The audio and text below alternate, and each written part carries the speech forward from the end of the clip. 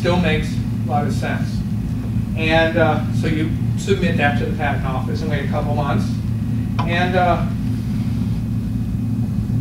well, now that's good. That's definitely good. Okay, so we got our patent, and the mom is happy, and the kid is really happy, and now we can start making money, and now we can start telling people what not to do, and now we have an intellectual yard that we can build a fence around and keep everybody out of, and it's just great. And okay, so then what happens is a couple years later, at Walmart, somebody shows up and they're making something that, well, you know, frankly, that you wish they wouldn't be making, because they're taking sales from your camera. And you can probably see what this is already. We've got 1, 2, 3 SV ports here. And so,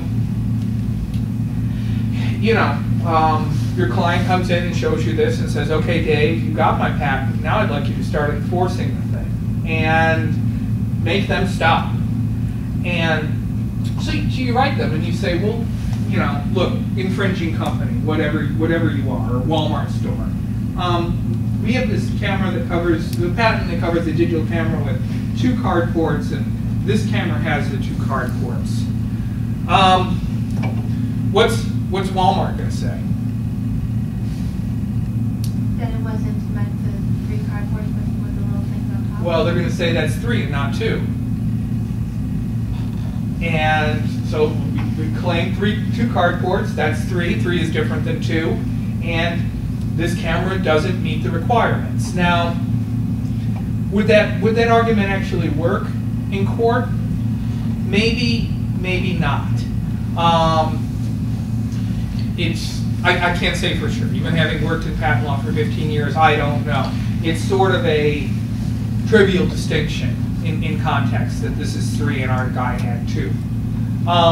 But instead of arguing about it, let's just change the claim. You know, I mean, why have a big argument about 3 versus 2? If we change the claim and say at least 2 card ports, then we cover 2 and 3 and 4 and 5 and all that, and that's a much better claim. And okay, so that's good. We change the claim and we take the new claim V4 after Walmart, and Walmart starts giving us a lot. Well, Walmart starts giving the client a lot of money, and I get that. And okay, great. Now a couple years pass, and we're raking in the money. But you know, infringers never rest, and they want to infringe, and they're going to look for ways to do it. And so they release this, which is a video camera, and it's got 2 card ports. And we say, well, that's a video camera. It's a camera.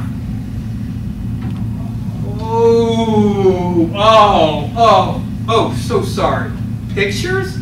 That doesn't take pictures. It takes videos. We're out of luck. So, what are we going to do? You want to change it to where it's not just pictures, it's any form of recording, like primary purpose, record anything? What are some examples of anything? Its primary purpose is to record either video, image, or sound. Or sound? Okay, that's pretty close to what I did here. Any kind of images whatsoever, including but not limited to still pictures, video images, heat imaging, X-rays. I didn't include sound, and that's a really interesting thought. This is a really patent lawyer type strain of thought here. If I add sound, the sort of problem I think potentially with that is I pull in potentially a whole lot of devices that my client may not know about and may not be an expert on. And so if I include sound in here as you know, part of my claim definition, if I loosen up the requirements so that sound comes in, that could be good, just so long as there's no device before my inventor in time that did this with an MP3 player. So anyway, that would be a good claim to add. And a good thing about claims is you get a whole lot of them.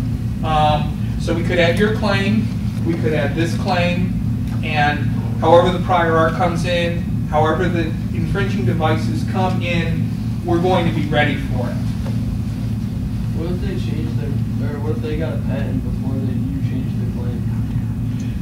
Well, let's hold off on that question for just a second, because I think you're sort of precogging what I referred to as going to be a catch here, a major catch. And that question sort of does it. And we are pretty, how am I doing on time? I'm almost at, were you 40 minutes? Yeah, 20 minutes. Got 20 minutes? All right. So anyway, so we have this claim. We shut down Target.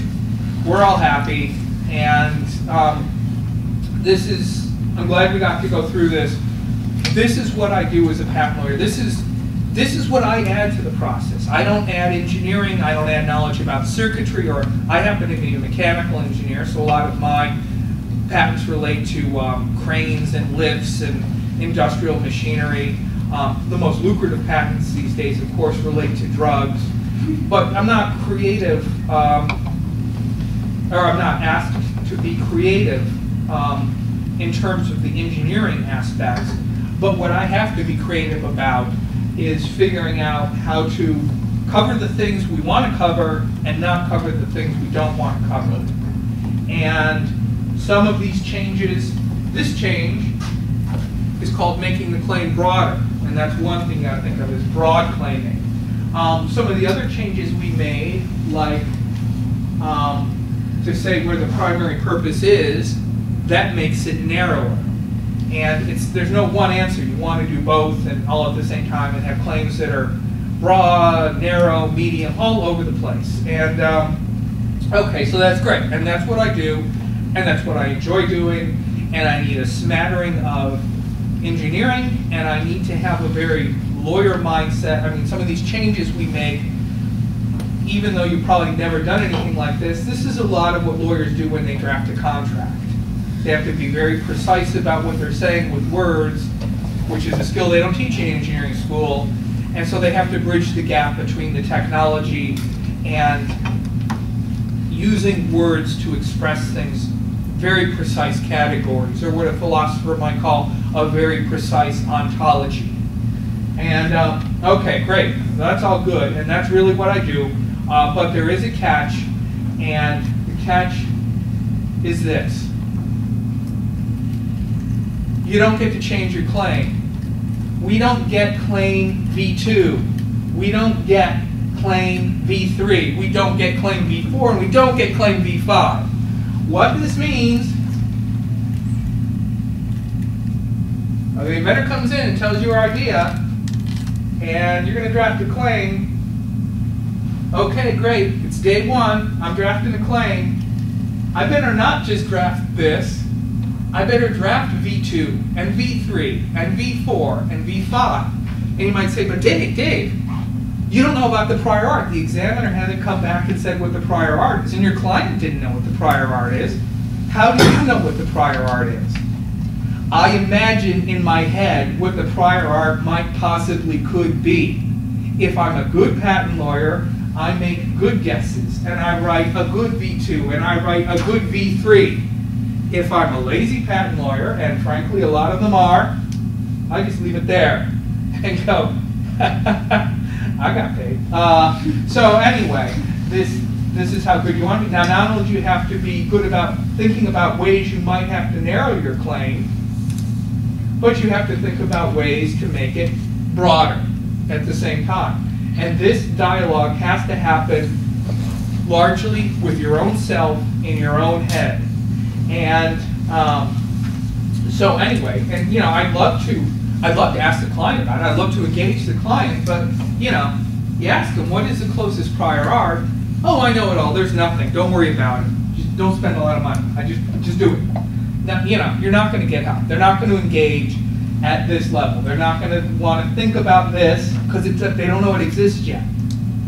They're not going to want to think about that, and they're not going to want to think about that, and they're not going to want to think about that.